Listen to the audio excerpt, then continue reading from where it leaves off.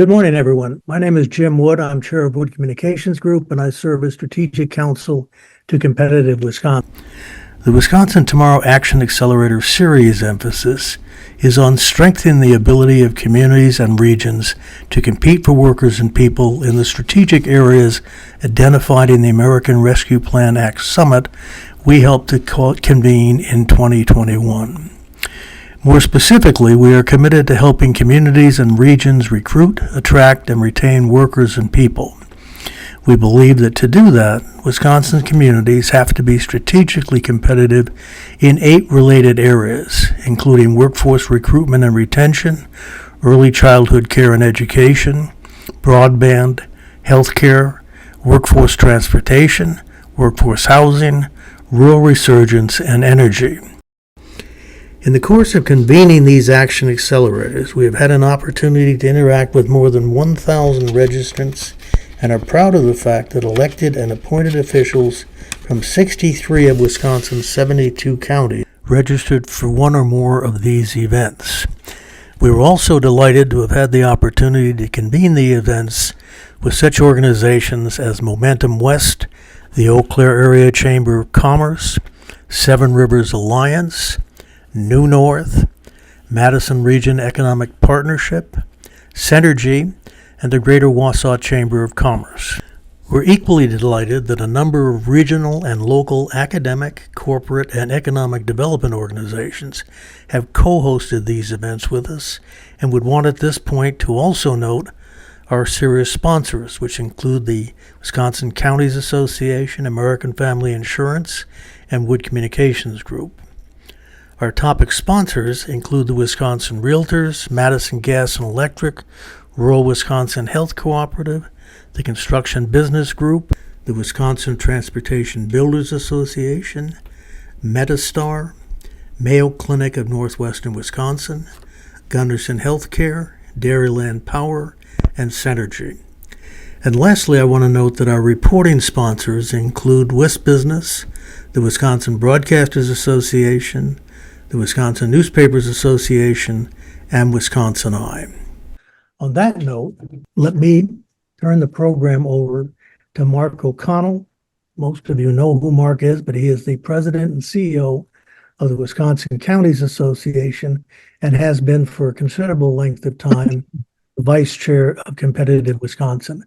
I've had the pleasure and the honor of being Mark's friend for decades now. We have traveled the state together. If you're ever looking for a visionary and interesting conversation to have, there's nobody else better than Mark O'Connell to sit down and talk about where we are in Wisconsin. So let me turn it over to you, Mark, and we'll go from there. Great. Thanks, Jim. Again, Mark O'Connell, Wisconsin Counties Association. On behalf of Competitive Wisconsin, I'd like to welcome everyone to this event. Competitive Wisconsin is a gathering of, I would say, thought leaders that are examining the challenges facing Wisconsin and coming up with potential solutions to position this state for future success. Everyone involved in Competitive Wisconsin, and I dare say everyone in our state that is in the arena of public policy, as all of we are, cares about the future of this state and wants us to be the best state we could possibly be. That means we need to address the challenges head on. And in Wisconsin, we've had a long history of being creative and aggressive when it comes to, the challenges of society. This is no different. We have an energy issue in this state, and we're going to talk about it today. There are solutions, but it will come from the smart people that are discussing that matter today and make recommendations to our policymakers so that we might be positioned for future success. I am very happy to introduce Jeff Mayers, our good friend and moderator extraordinaire, Mr. Wis Politics, to handle this first panel. But before I do that, we need to take care of one piece of business.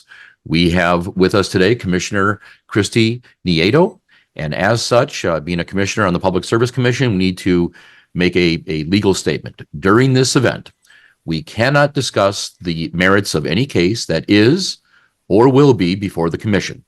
If the conversation begins to go in that direction, the commissioner will have to excuse herself, leave, and return once that topic is no longer being discussed. So with that, Jeff Mayers, welcome.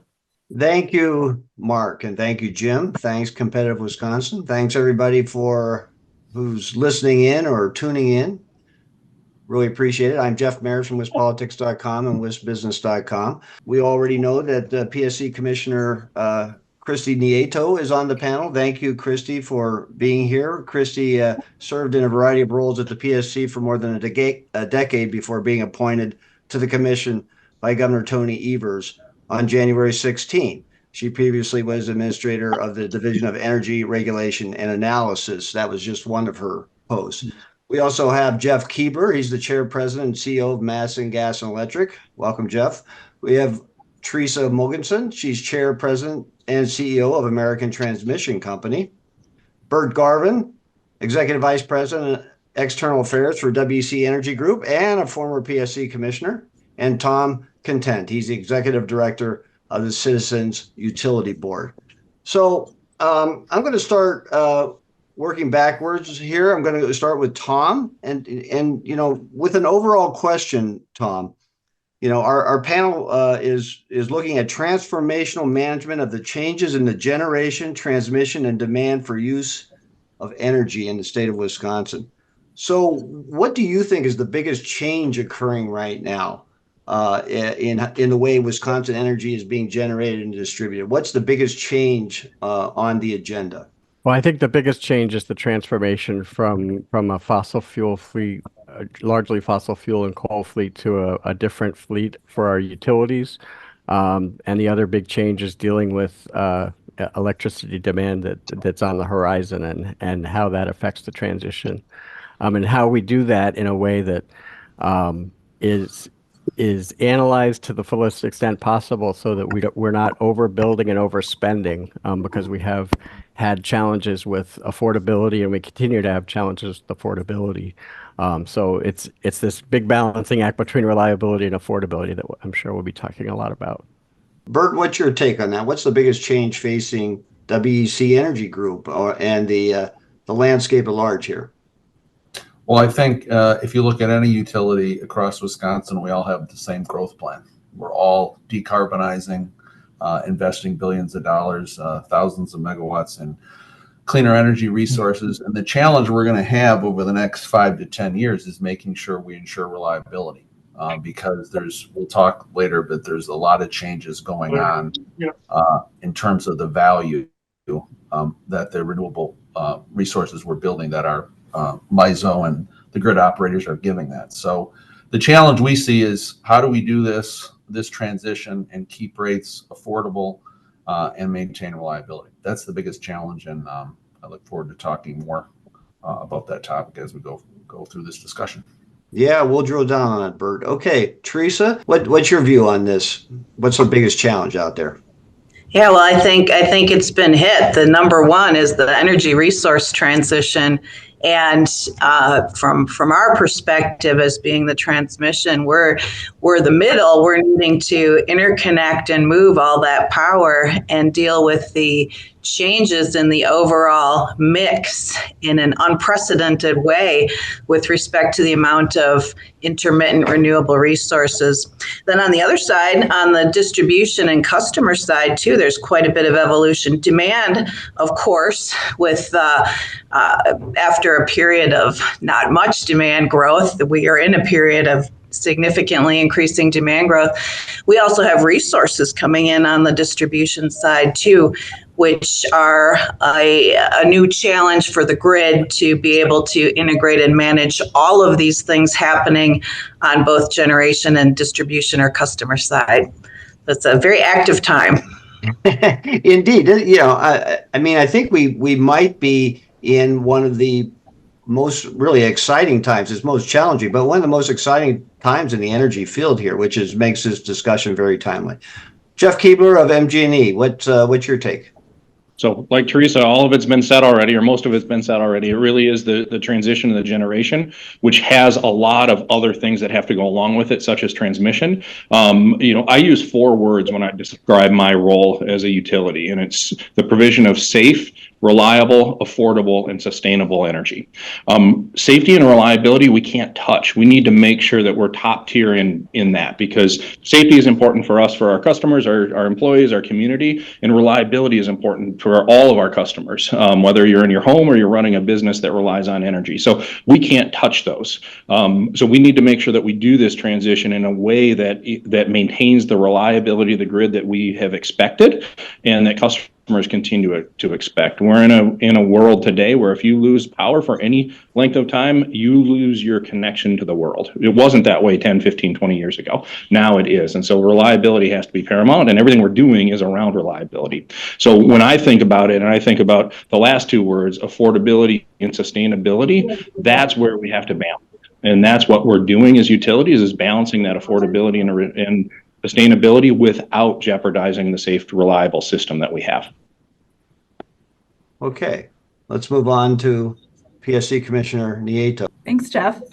Very similar to my fellow panelists here. I think it really comes down to, in Wisconsin and across our region and across the nation, there is a clean energy transition underway. And the biggest challenges during that transition is how to achieve the simultaneous objectives of reliability and affordability, like the other panelists have said. And I've heard it described as almost during this transition, you have a balloon and you have reliability and affordability, and you squeeze one side of the balloon and the other side inflates. And that's what it can feel like a little bit. There's this challenge in achieving those simultaneous objectives. But I think we also know that there are technologies and strategies that can support us achieving affordability and reliability at the same time and carrying out this transition responsibly. So I think there's a big opportunity as well. Okay, let's stay with you, Christy, on this. What do you think is the timetable for this transition? Is it years, decades? How long will this transition take, do you think? Certainly years. The looking out over a horizon of, say, the coming 5 to 6 years, I think is where we're seeing a lot of that increase in load coming in that others have mentioned on this panel. And that's the same horizon during which we're seeing a lot of retirements. And I think that's a really critical time frame and window for the big challenge that we're all talking about. So definitely these coming 5 to 6 years are a critical inflection point in the challenge. But I think that the transition itself will continue beyond 5 to 6 years. Right. So, okay, now I want to go to Bert and Jeff, because, again, you guys are on the front lines of this. So the renewable push has really already started and has, galloped, I think, faster than a lot of us anticipated. So, Bert, let's just go to you. What from WC Energy's point, what's the timeline on getting to where where your group wants to be? Well, I think you got to look at both sides of our business. We run electric utility, we run gas utilities here. And the challenge on the electric side is, I think Jeff mentioned, we're shooting to lower our CO2 by 80% by the end of the decade. So that's going to mean over the next 5 years, there's going to be a tremendous amount of construction applications at the commission to help execute those plans. So the time, to Commissioner Nieto's point, I mean, the next 5 years is how we're going to get to that 80% mark, and that's going to involve retiring a ton of more of fossil. We've retired a bunch of fossil units, but we're going to be retiring more. We're going to be building. I talked to the commission staff. The last 5 years, we've done 2 gigawatts of new renewable investment, which is huge. Well, the next 5, if you look at our growth plan, our capital plan, it's 7 gigs that we're either going to convert from coal to gas, new renewables, or acquire new renewables. So the pace on the electric side is going to be tremendous, both for us as utilities as well as working with the commission. I mean, it's a lot of work. So that's going to be over the next 5 to 7 years. I think the other side of the business is going to be far slower on the electrification part of trying to get consumers and businesses off gas. That's a real challenge for affordability and reliability. And right now, that's not cost effective in the next 5, 7, even 15 years in our opinion at WEC Energy Group. So that's a little. Okay, Jeff, what about at MG&E?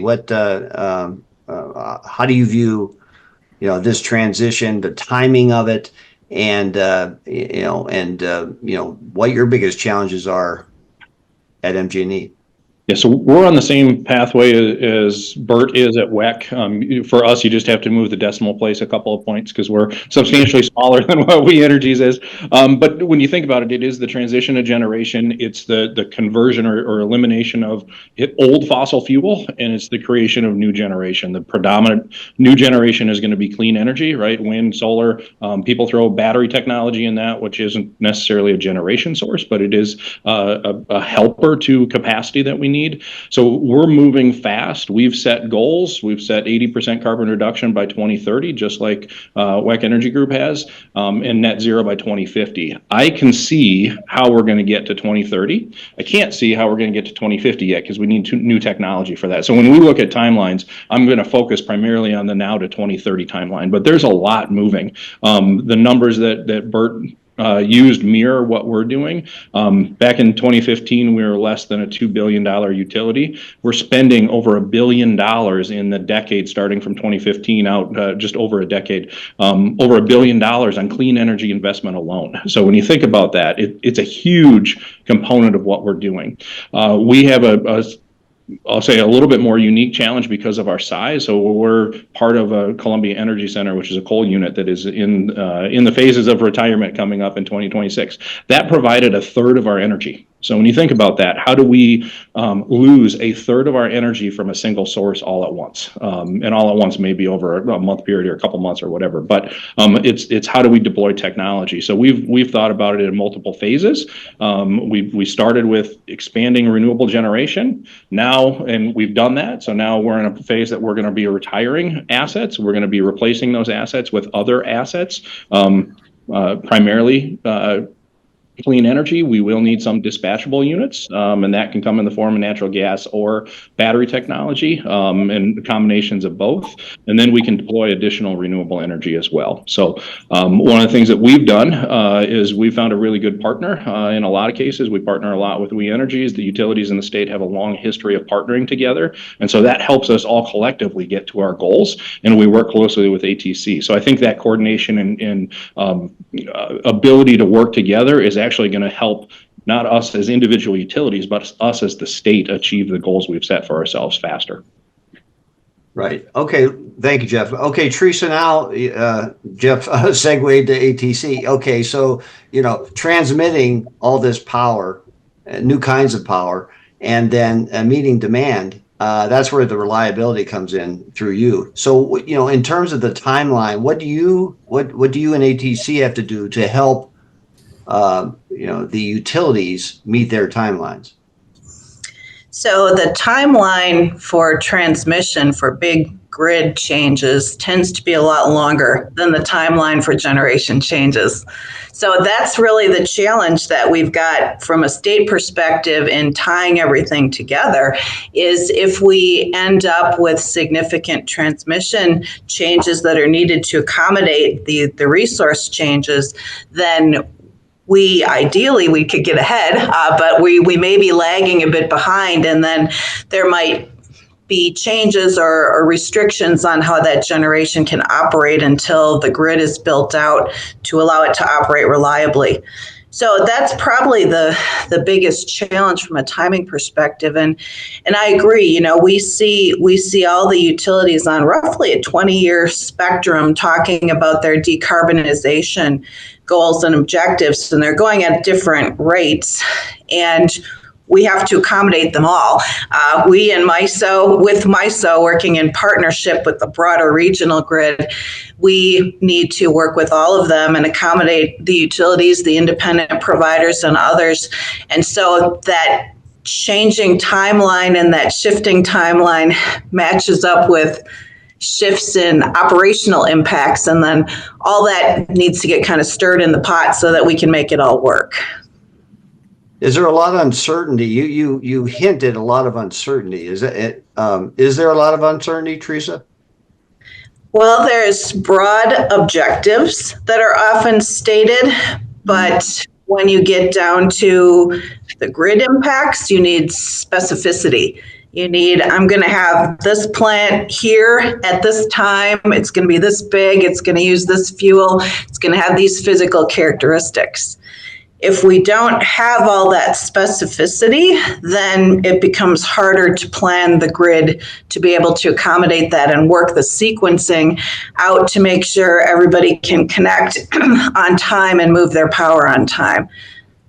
Okay, let's go to Tom, and then let's come back to what would help, bring the specificity that you mentioned. Okay, Tom, what's your view on the timeline? Is 5 to 7 years fast enough in your view? Do you worry about that? Seems like a really fast timeline to me, but is it fast enough for you? Do you worry that it's too fast? It's an aggressive timeline, and we're worried that when you talk about multiples of gigawatts, you're talking about a lot of money. So it's billions of dollars of spending that are going to be asked. The customer is going to be asked to pay both on the transmission side and the generation side. All the while, we're seeing increased spending on the distribution side for reliability and resilience. So there are a lot of challenges coming at customers with affordability, and I think that side of the balloon that Christy mentioned on affordability is already seeing a squeeze, and I'm worried about the squeeze coming at us. I think we need actually, in my view, need to give the PSC and the commission more tools to make sure that we're making the soundest choice and the most cost-effective choice for the state. Okay, well, just expand on that then, because we're going now to what can speed things up or help the process. Tom, what do you think the PSC? What tools do they need that they don't have? Well, I think one tool that I think would help is just to make sure that we're looking at all the options. In other words, so much of what we look at is the supply side, which is all we've talked about so far, and we need to do more to empower the customer side of things, so that if the commission today doesn't have the tools to look at the whole picture and say, some of this needs on the hottest summer days and the coldest winter days can be met through a variety of areas like demand response or aggressive energy efficiency. And so a resource planning requirement like Senator Coles has proposed would actually do that. We'd be akin to neighboring states like Minnesota and Michigan that are able to, where the PSCs, the commissions, are actually empowered to take a more holistic view of the entire picture of the portfolios that are being proposed, instead of having to take a piecemeal approach. The piecemeal approach is what leads to overbuilding and overspending. So have you seen evidence of overbuilding or overspending on the transition so far? We had overbuilding earlier in the last building cycle, and I think a lot of the rate inflation that customers have experienced over the last 20 years, it was linked to overbuilding at that time, and the fact that we didn't have that holistic view going on at the Public Service Commission with resource planning. Okay, well, let's throw it out there. What other things could be done to speed or to help? Either money from the feds, the state, local contributions of some sort, legislation. What are the things that could help all of you do your jobs better, achieve better success for the customers, et cetera? Let me add a couple of things, then I want to just make a comment on Tom's comments. So I think one of the things that we look for in the regulatory process is predictable regulation.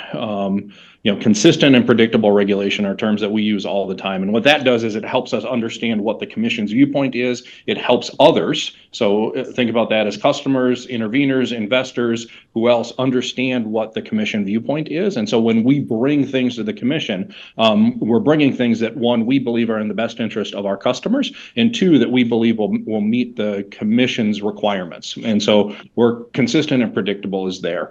I want to make sure from Tom's perspective, we talk about affordability and we talk about the cost of the generation. And there's no doubt that this generation is going to cost money, and we've talked about those dollars.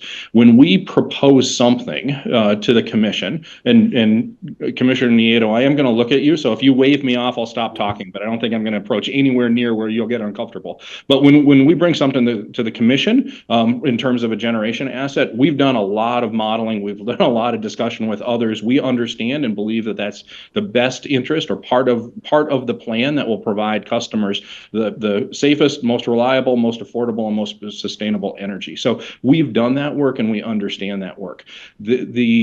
What we don't typically talk about, and we get into shorthand, and you have a bunch of experts on the panel, so we tend to talk shorthand, so call us out if we're doing that. But when we talk about increased cost, these generators are part of our least cost plan. And what that means is when you run these out for the 30 or 40-year life cycle that they're the cheapest thing that we can do.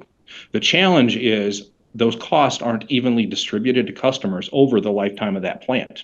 And so when we look at that, we have some costs that hit at the front end of that, and then over time, those costs are levelized. So that when Tom's talking about affordability, and not to put words in your mouth, Tom, but it's the first cost that we're seeing that customers are exposed to on the front end of that, and how do we manage that?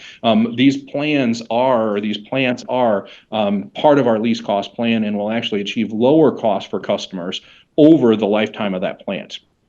And that's not necessarily compared to status quo. It's compared to what we're going to have to do to existing plants with maintenance, with other environmental regulations, those sorts of things. So I just wanted to make sure that was clear. I think that's a great point, Jeff. And, again, we're having a conversation. So if you hear something that you want to make a note on, break in. I mean, I think this isn't so big that you can't just chime in. But anyway, let's before we go to Bert and Teresa on this, though, Jeff, what do you think could help the utility? Is there some money from the feds, some legislation? Is there something that would some local action? Is there something that you think would help MG&E achieve its goals faster and better? So we're working through our goals, and there's a long answer to this, but I'm going to give you the short version. And like I said before, I think we need consistent and predictable regulation. We've had that throughout the history of Wisconsin regulation, so that's not new. We just need continuation of that. We need processes that align to timelines, right? So implementation of new processes. I call it either putting boulders in our way or removing boulders from us. And we shouldn't put boulders in the way. That doesn't mean that we don't need regulatory oversight, because we do. We're a public utility. We're transparent in what we're doing, and the commission has a role to understand and oversee that, and they have the ultimate decision on whether we go forward with projects or not. So I'm not talking about that, but I'm talking about removing boulders that we can remove, whether that's timelines and I think it's how do we get to done. And Teresa talked about the challenge of building transmission. There's a lot more timelines in the way of transmission than there are from us building generation. So I think the regulation that we have today in the state is good. We need to do everything we can to keep it on a consistent timeline. And the commissioners have historically and currently are doing a really good job at that. I think there's more issues from a transmission perspective in terms of being able to build the transmission that we need. Teresa can talk about this much more than I can, but when you think about the transmission system, we're going from large generators that were in single locations that fed out to the grid. Now we have dispersed generation, and we need to make sure the grid is strong enough. So when we talk about reliability, and you hit it, Jeff, is ATC has the predominant role in the reliability of our grid. And so we need to remove obstacles from them being able to build and do things. And I'll leave it at there and let Teresa jump in and correct me or add on to that. Thanks, Jeff. Yeah, the ability to plan and build the necessary transmission is this thing that takes a long time, and we want to do the right thing. We want, all the utilities want to do the right thing. We want the most efficient mix of generation and transmission and other resources to help deliver that value, that customer value that Tom is talking about, and the affordability and all that. So what we're trying to do in the transmission side is meet everybody's objectives so that we can help everyone else deliver their goals, because we move the power. We don't generate the power. We don't use the power. We move the power. So that's the key in getting congestion and other barriers to the mix, the best mix of power that is the cheapest for the consumer at any given time. That's the objective for running the grid.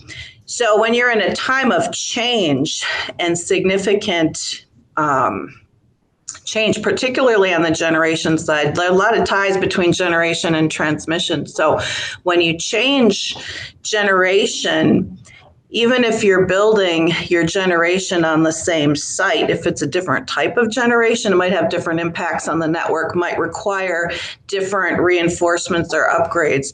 If you're closing generation at one site and adding generation at another site, that's changing where power is injected and taken out of the grid, and that changes the physics of the power flow. All that goes to say it's not always intuitive what kind of grid impact there is with making these changes on generation and load side.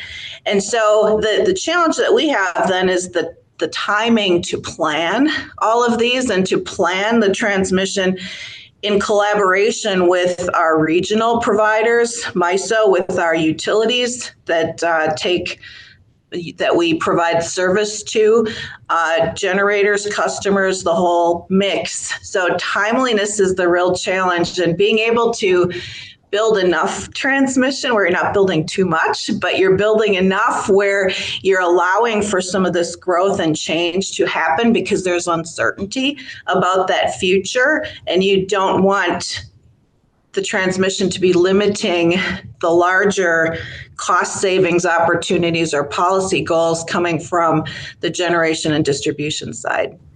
Okay, so Teresa, what would help right now? What would really help is if I could see the exact future. No, we can't help you there. But what exactly was going to happen? Barring knowing exactly what's going to happen, we'd like to say, what is the most reasonable plan that we can go to reinforce the large infrastructure that's needed to give everybody else options and choices.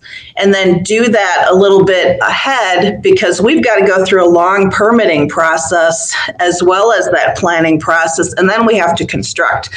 And we have all of the dilemmas of supply chain and all the other things. And so it's a lot. It can be, for a large power line, it can be 10 years easily for that process to go from start to finish. So if we could have... the permitting process is too unwieldy? I think the permitting process is good. I think maybe we could streamline some parts of it, where maybe if, for example, we're doing a rebuild on an existing line, we're using an existing line, maybe we could streamline some of the permitting related to looking at alternatives and other things, because that line has already been there, it's been cited, it's been needed, and using that particular spot to create a new facility is likely the most efficient and best use of land, et cetera. So trying to do things to streamline the process would be helpful, because that gets to timing and ability to deliver quickly. The process itself is good. It's good to be evaluating things. It's good to have all of the voices in. It's good to test and validate to make sure that we're doing the best possible job we can of making the choices that best balance all the factors. So the process is good. It's timing that's always the challenge. I haven't heard right of first refusal in the legislation that's in the legislature right now, passed by the assembly and kind of, I wouldn't say limbo, but not moving quickly necessarily in the Senate right now. What's your view on the right of first refusal bill, Teresa? Yeah, my view is we should pass it as quickly as possible. And how would that help? How would that help you? Okay, that gets right to that timing question and that certainty question that Jeff raised about certainty in regulation and in situation. If we have the right of first refusal in place, it doesn't mean, get out of jail free and do whatever you want. It means the local utilities who've got the current grid and the current responsibility to provide have first, crack at any of the new investment that's needed to move things along. If you don't have that and you have, high voltage, large lines that you have to compete for and run a competitive process, that adds a minimum of a year to the timing of, figuring out who's going to build it. And then if somebody is coming in who doesn't have familiarity with the state, with the environment, with the local entities who you're working with, it's going to add a lot of time to that process of figuring out how do you build that. Time is money, time is cost, time is delay in getting the lines done that are needed to support these policy objectives of the clean energy transition and other things that require transmission to tie them all together. So absolutely, ROFR is a very positive development. I think will be positive for moving the state ahead in all these other energy objectives. Okay, Bert, what do you have to add on what government can do or not do to help WEC meet the timeline that you talked about? On what we need, I mean, a lot's changed in 20 years. When I was in public service last time, 20 years ago, Wisconsin had major reliability problems, not on generation reshaping. We just didn't have enough generation, and the regulatory processes were far too slow.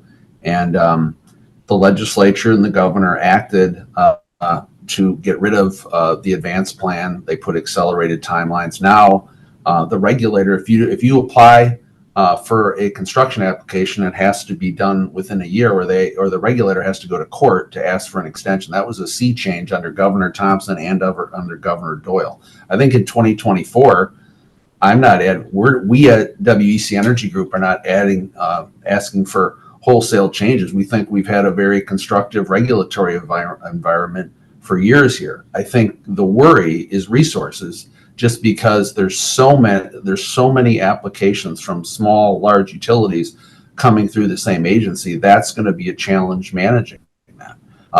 But I think the PSC is a very transparent place, as Jeff mentioned. When we come in, it's not like we deem things. We're regulated, so we have to show that our projects are most cost effective and they're needed. And that's the whole point of what this exercise is doing. It's compared to what?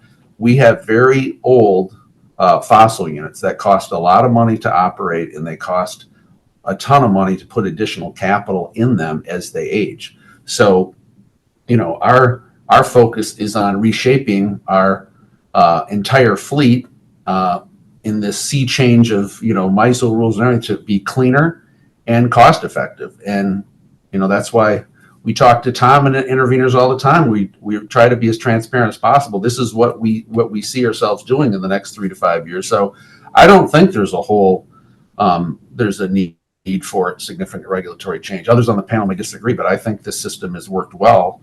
Look at ATC. That was a legislative creation, and we had one of the weakest transmission systems in the country. And we went from that to now we're talking about our frustration is we've got to make sure we execute so we can interconnect these resources. That's a That's a major change over 20, 25 years. Jump in and echo Bert's comments that consistent and predictable are the words that I've used. That's what we have experienced, what we are experiencing, and that's what I expect we continue to experience. So I don't want my earlier comments to make you believe that there's some regulatory change that we have to have, because I don't believe there is. I think it's just making sure that we're all working together on the timelines that we've set for ourselves to have things happen. And I think the resourcing that Bert brings up is a good point.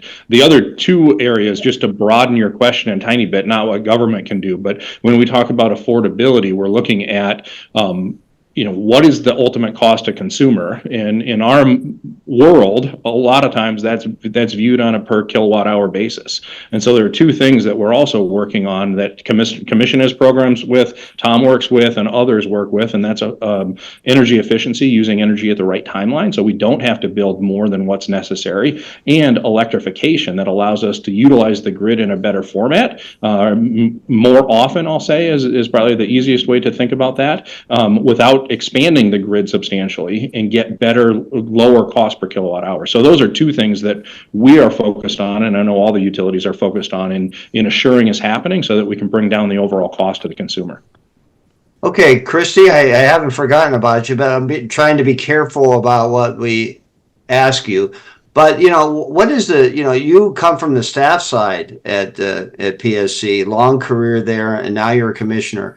And I'm wondering how you and staff approach this entire sea change, as Bert says, and how to manage all the applications and all the changes. I mean, what's the approach? And maybe do you need more staff to handle it all? Other panelists have made good points that I generally agree with. I think, the permitting process at the Wisconsin Public Service Commission is already fairly expeditious. It is at most a year-long process for very large projects that have a lot of opportunity for public input, hearings, testimony, the whole entire way through. So it's very intensive work that takes place on an efficient and expeditious timeline. We at the Public Service Commission, we are facing those upcoming challenges of all of the projects and all of the applications that are coming in over the coming year, 2 years, 3 years, with the same number of staff that we've always had under circumstances that were a lot less challenging and expedited as today's are. And so, yes, I think additional staff would be incredibly helpful, and that's something that we're looking at and discussing and pursuing now. We're also simultaneously looking at process efficiencies. So those might be small changes to our process, innovative type tweaks. I know Tom mentioned IRP, so integrated resource planning. I think from the staff perspective and from the commission perspective, being able to look at the need for a project within the context of the need for a tranche or batch of projects is a lot more helpful than looking at each project individually without that context. And I think it only serves to provide efficiencies then when looking at future projects. So that's something that we've discussed and have looked at, and that some utilities have discussed what would it look like to provide the commission with more of a batch of projects to look at as context at one time while reviewing individual projects. We've also looked at reviewing multiple projects within one docket and what the pros and cons of that are, and we've tested that and tried that. So there are always small process changes that we're looking at in addition to looking at how to get additional staff that help us manage our workload. But overall, the approval timelines and the permitting itself is fairly expeditious at the commission. Yeah, just before, Christy, I want to ask you a follow-up. Teresa, when you're talking about permitting, or when I ask you about permitting, I wasn't necessarily talking about PSC. I was talking often about the local permits and the local approvals that you need. And of course, we're a litigious society, and some of these power lines, the new ones especially, are challenged in court, which lengthens the time. I mean, when we talked about permitting, your comments were regarding maybe play that out a little bit. Yeah, I'm talking about the whole spectrum of permitting, which, includes PSCW, and I completely endorse Commissioner Nieto's perspective on how can you get more staff. We would love to help support that because we have a lot of projects lined up that need to go through the process. And again, it's a good process. It's a solid vetting, and we support a solid vetting, but the commission can only handle so many things at once. And there's not just transmission, it's all the generation and a lot of other things too. So to the extent that we can help the process that's already been refined and made as timely as possible go with as many projects as need to get through there to help the bottleneck, that's absolutely something that we would love to support and be able to help. All the other permitting processes, it depends. It's very important to us to get a certificate of need or other approval from the commission, because that then helps smooth, in many cases, many of those local processes, because it establishes the need. We want to work closely with local communities and others on our routing and siting and landowners. We're very concerned about trying to make the facilities work as best as we can with the needs of the communities and landowners. It's impossible to make everyone happy. But we try, because we want to have these facilities be placed in a way that ideally helps the communities, that helps their economic development efforts, helps other things. So we're trying to work with a lot of processes, a lot of constituents, a lot of inputs and thoughts, and do it all in a way that's timely so that we can get to the finish line to meet the generation or other needs. So it's a lot of pieces. Right. I mean, if you build a new power line, you're crossing dozens of governmental jurisdictions, first off, let alone private landowners. So, that's a sort of a regulatory minefield in a way. The PSC is, that's a once, you can go to them and you have professional staff, and that can be relatively simple compared to some of the new power line endeavors. The thing we've tried to do, to comment there, is to get out with the communities and others when we're in the planning stages, not when we're like right on the line. We're trying to get out there and say, hey, we're seeing a need for a facility coming through your community in the next 5 years, 10 years. Let's start talking about your permitting process, where we might want to site it, what makes the most sense.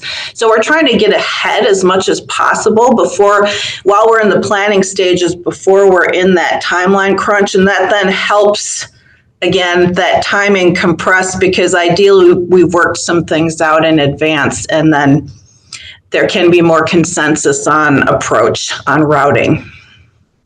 Yeah, right. Jeff, a couple points I want to just follow up on. As a consumer advocate, I want to actually show you that there's consensus in the room on something here. So, which is that more resources for the commission is a real dire need. I think it's something that should be a key takeaway from this from today. I think we need to think about ways to be innovative. Maybe is there a way that salary structures can be boosted over there, because a lot of the commission has lost a lot of staff to the utilities over the years. By and large, a few come to Cub, but by and large, we lose them to lose staff to utilities. And because you asked about ROFR, I can't let that go without just mentioning that we are opposed to ROFR and part of a large coalition that's opposed to that. Competitive bidding is working in other states, and in recent months, courts in Iowa and the U.S. Supreme Court have weighed in by that these things that are unconstitutional. So we need to actually have competitive bidding going forward. It's already working in the MISO region. It's already working here. There's no need to get rid of it. Okay, so building on that, Tom, there's been a boom in a sense of alternatives to using your local utility to generate power, right? And so I think that's created a lot of controversy because that upsets, a decades-long reliable system. What's the Cubs' view on other generation alternatives, local generation alternatives? I mean, we support a strong regulatory structure. We've seen Illinois and other states that have deregulated and allowed, energy marketers to come in, and by and large, that's been an experience that our counterpart in Illinois, the Citizens Utility Board down there, has noted a lot of people getting taken advantage of by operators coming in and promising and not delivering. Consumer complaints are a problem. But I think there are ways that we can, be more innovative. Unlike others on this panel, we support, leasing of solar panels. We see that as an equipment lease, as a way to have more customers getting more involved in the energy transition. So if you can lease your panels, you're more likely to afford the panels. You're more likely to take part, and I think that's just one element.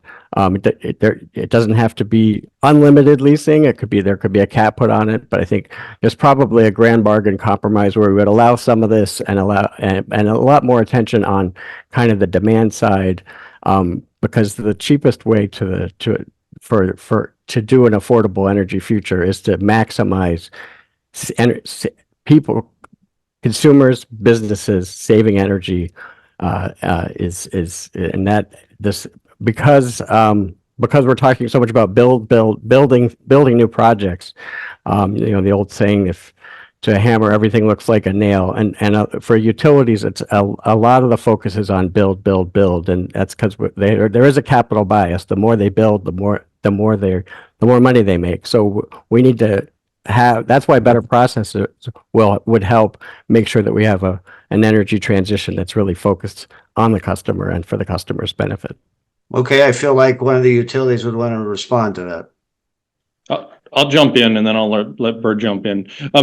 We are concerned about customer affordability, and we're concerned about it in many different ways. That we're not a hammer looking for a nail. We're actually trying to build in the best, most efficient way for people. We're looking, people are talking about overbuilding.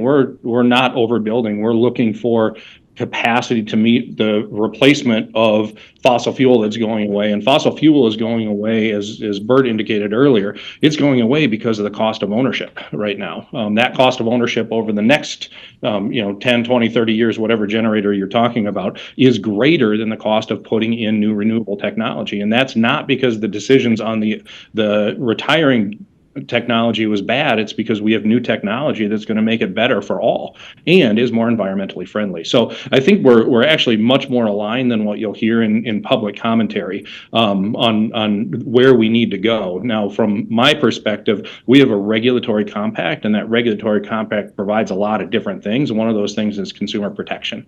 And that's what we're really concerned about, is consumer protection when you look outside of the utility space to do generation and have others serve.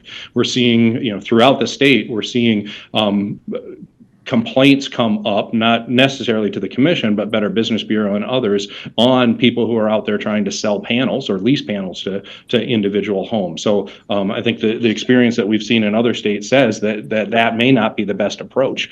We're also fully supportive of, if someone wants to do something on their own, they should be allowed to do it on their own. However, current constructs would shift costs to others. And so from an affordability lens, I think there's a there's a discussion that needs to be had that if we're shifting cost to others and those who don't have opportunities, is that the right outcome? When we know there's a lot of things we need to do, and I put them into the 3 buckets of cleaning, generation, which we've talked a lot about today, but I think electrification and energy efficiency are 2 big buckets that we need to work on. And I agree completely with Tom. If we can have energy efficiency, which we used to define energy efficiency by saying use less. Now we define energy efficiency by saying using it at the right time. So an example of that is electrification. When we electrify transportation, if that just comes on the grid, that's good. From an energy efficiency lens, we shouldn't say don't let it on the grid. We should say let's allow for charging at the right time for the grid to bring all this together collectively. So I think we need to spend time on those 2 buckets, efficiency and electrification, and those are as important as cleaning the generation. The difference is the utility doesn't have the ability to we can support those. We can't help make decisions on those. We can bring proposals to the commission for generation. We can't tell a customer they should use their energy in this way. We can provide programs and service opportunities to do that, but we don't have that direct control over it. Okay, Bert, anything to add? Well, I guess to Tom's point, we do have a policy disagreement over what's loosely called community solar. And I think to Jeff's point, the reason we think the proposal in the legislature is bad policy is it doesn't promote fairness for customers that either choose not to have solar or can't afford it. Under the community solar umbrella, you're having policy proposals that say, we have over 1 million customers.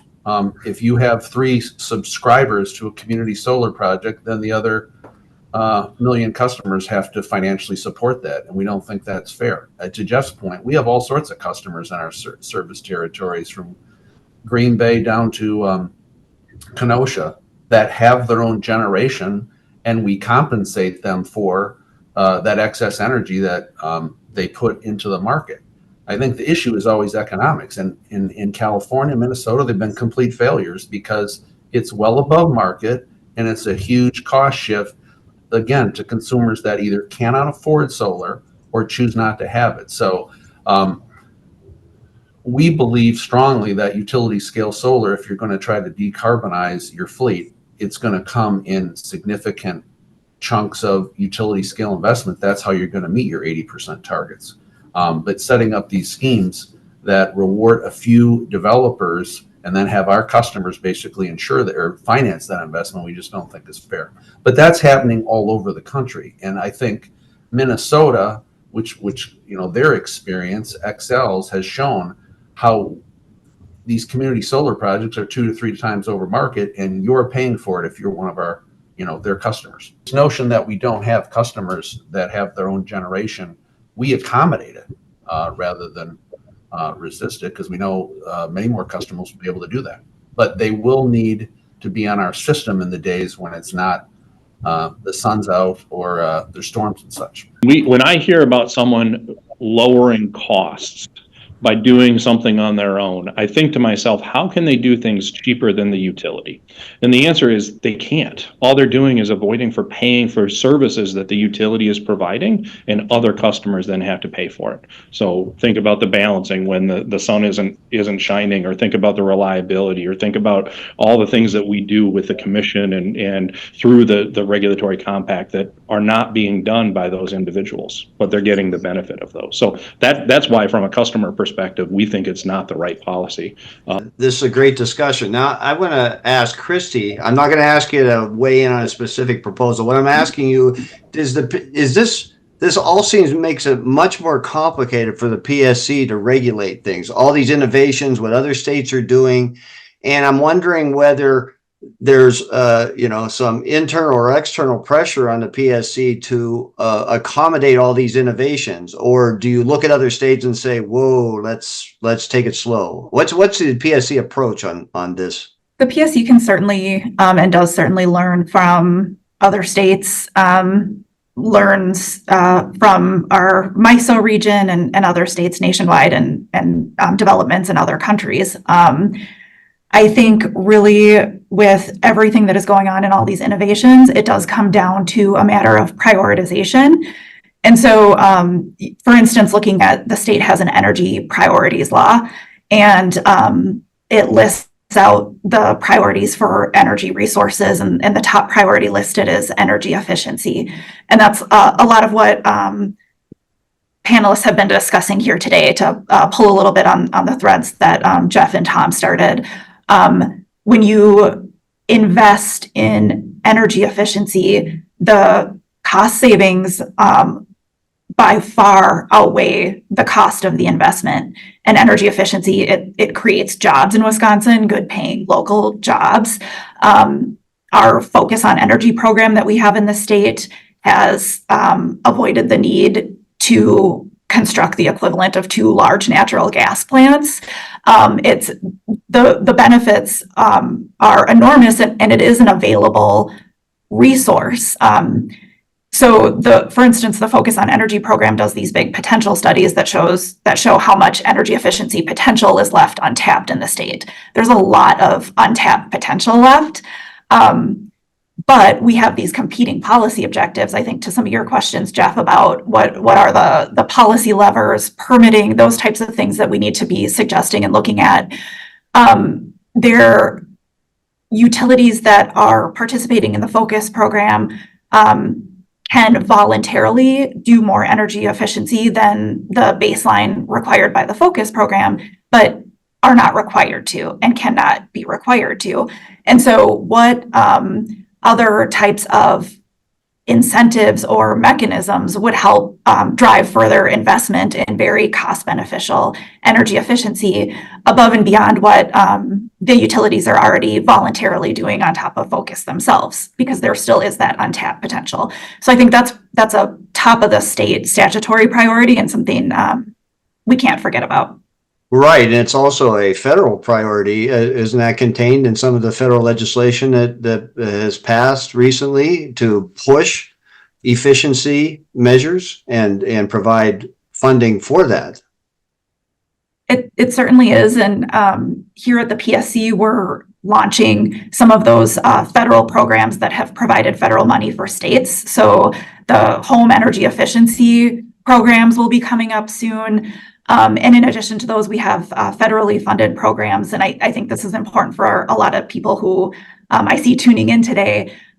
We have funding that local governments can apply for, and that's coming up really soon at the PSC, that community, nonprofit, and public organizations can apply for in order to help do innovative projects around solar on their buildings, or a number of different measures. So certainly a federal initiative and priority as well.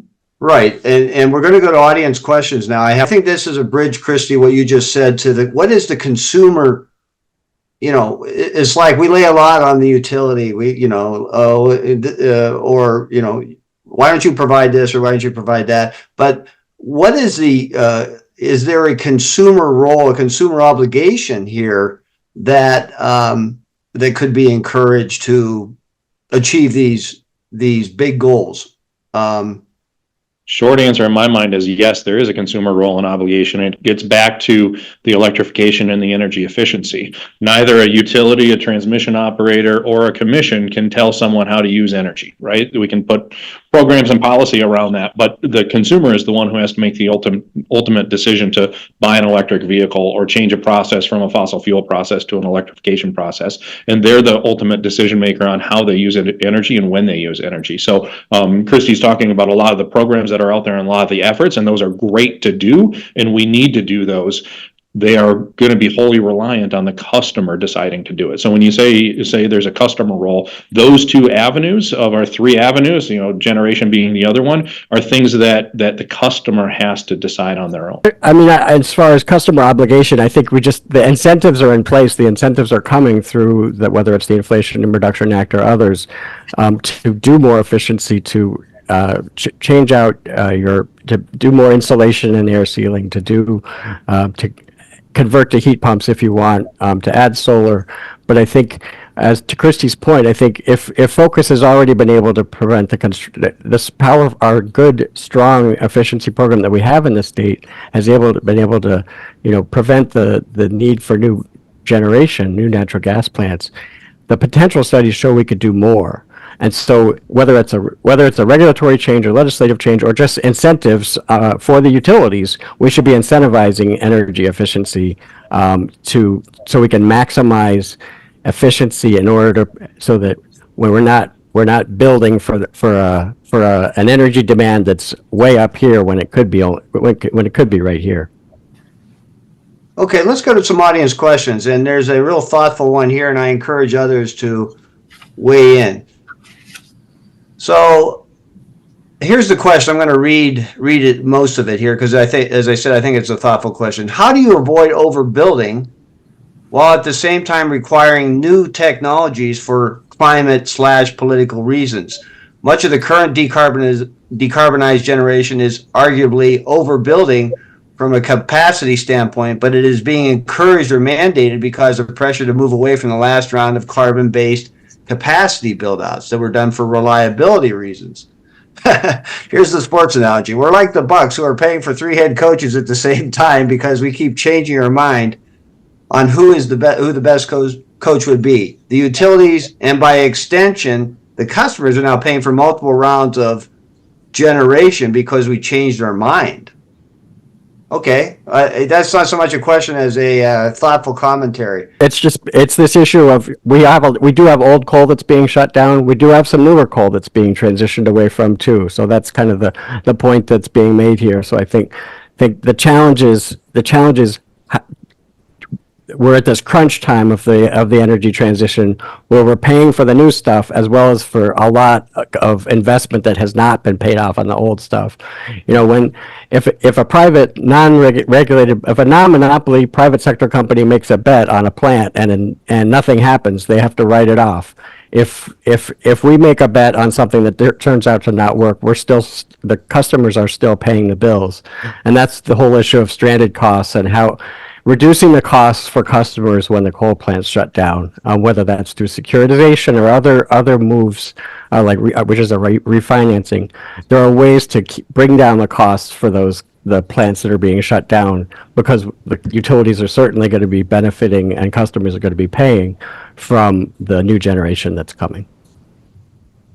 So Tom, can I just pick on your word? Sure. So you make a bet. So a lot of the generation that's being shut down was built in the 60s and 70s. So is that a bet in your mind that it didn't actually work the way people thought it would work? No, that's why I distinguish between older generation and newer.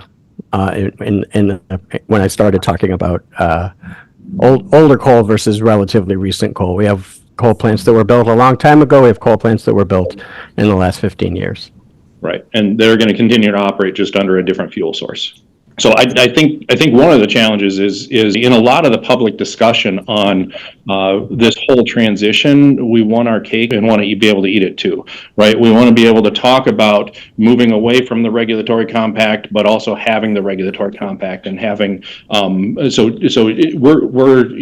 if you're a non-monopoly, you're going to eat the cost of that. That is true, but there's a lot of things that non-monopolies do that we don't do, right? So they can choose to serve customers or not serve customers. We don't do that. They can choose to invest in new assets to meet the maximum need that customers are going to have, right? They have that choice. So if I want a seat at a restaurant and it's full that night, I don't get served. Right. And that's perfectly fine. That's a competitive marketplace. We don't have that option or obligation. So I think we need to be careful in the overall discussion. And this isn't just about Tom, but in the overall discussion about understanding what the whole context is. And most of the disagreement that you see is when people don't understand what that whole context is. From a regulated utility perspective, we're here to serve the public, and we do serve the public, and we have obligations put on us. Willingly, we're accepting those as a regulated utility to make sure that we're serving all of the public in the way that they need to be served. And we have process and regulatory schemes in place to be able to do that.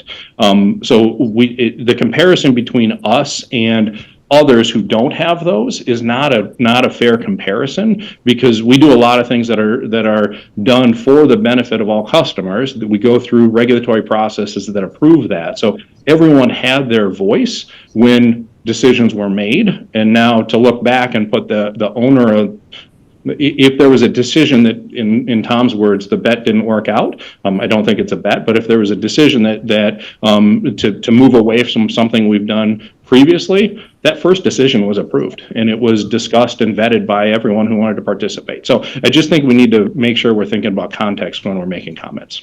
Certainly, technology is galloping faster and faster every year, right? And so sometimes decisions made even 5 years ago seem incredibly outdated, right? Just because technology is moving so fast or trends are moving so fast. Anyway, go ahead, Bert. Sorry.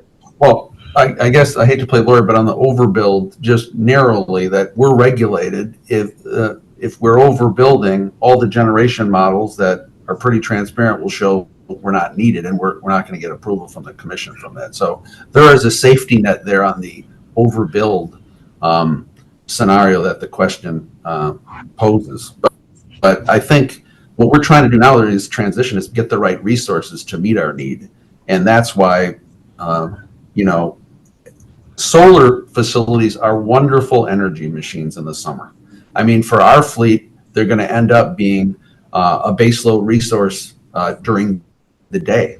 But you also have to have, I like what Xcel's using, always on units, which are gas. And that's what we're doing during this transition. We're trying to right size the fleet with these no O&M or very low O&M solar facilities that work tremendously well in the summer, not as well in the winter. And that's why we need to have, and we're proposing more, at the industry across not just Wisconsin, Upper Midwest, more gas units, because at the 8 o'clock we're all trying to solve for the 8 o'clock at night problem. When you have this wonderful fleet, the sun goes down and you need to actually maintain reliability.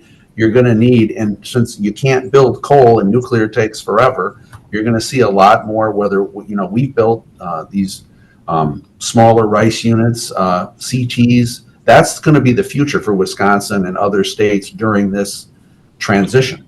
And that's why I wouldn't say we're overbuilding. Bert, define those. Define what those are, though. Define the gas resources? The units. RICE is reciprocating internal combustion engine and CT is combustion turbine. Is that what you're asking for, Jeff? Yeah. Define that. Yeah. Well, they're small units that, we have them up in the UP and up in the Wausau area, and they work wonderfully during peak conditions. But with the new environmental regulations coming down, I think they're going to come down in April, you're going to see the industry respond to that, if we think it plays out the way, by building a whole bunch of combustion turbines, RICE units, which are the quick start, units that, will be used 10%, 20% out of the year. They're not like what you see, the combined cycle units we have, whether at Riverside, where we're a partner, in other parts of the state where they run, significantly more than that. So the gas units are going to be used for different purposes, some for peaking, some for off peak. And that's just how we manage our fleet as we integrate these solar and wind facilities. Because again, great energy machines, not great on the capacity, particularly in the winter months. And as we go to a winter peak, at least for our system, that's what we're worried about. Yeah, just add to that. I mean, the question is really kind of the very definition of a transition, right? Because we can't take something and just stop doing that and then have the other thing.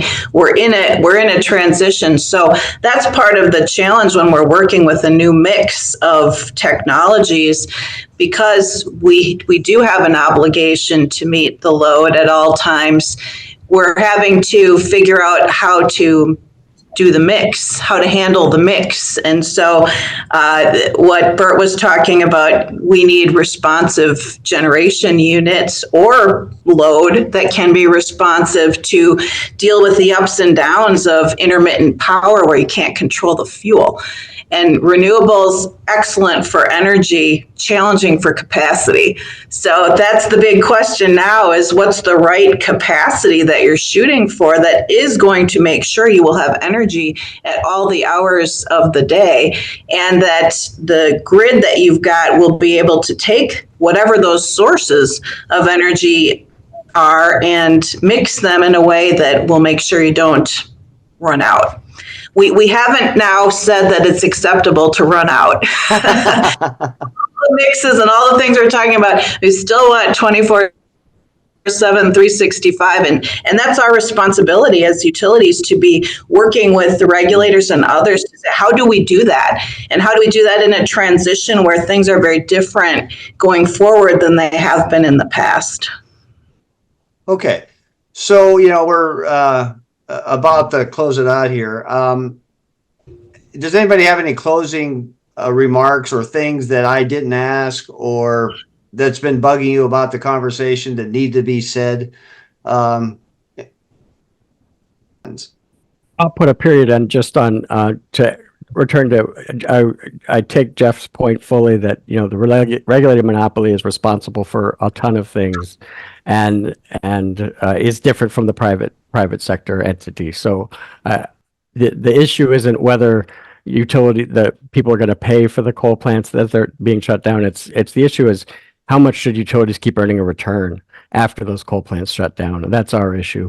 But I also wanted to highlight something else Jeff said, which was that one of the key things that as we think about how energy is used, he talked about when it's being used is so critical, and it matters. And so that's why at CUB we've supported MGE and the WEC utilities when they've come in to do managed charging for EVs, or in the case of MGE, they have a program that MGE Connect that gives people incentives to if the utility can control their air conditioner on the when the summer weather hits and the system is peaking. These are the kind of innovations that we need to be thinking about across the utility sector. These are small programs now. They need to be expanded, and they need to be expanded from the small utilities to the big utilities. And just a quick comment on that.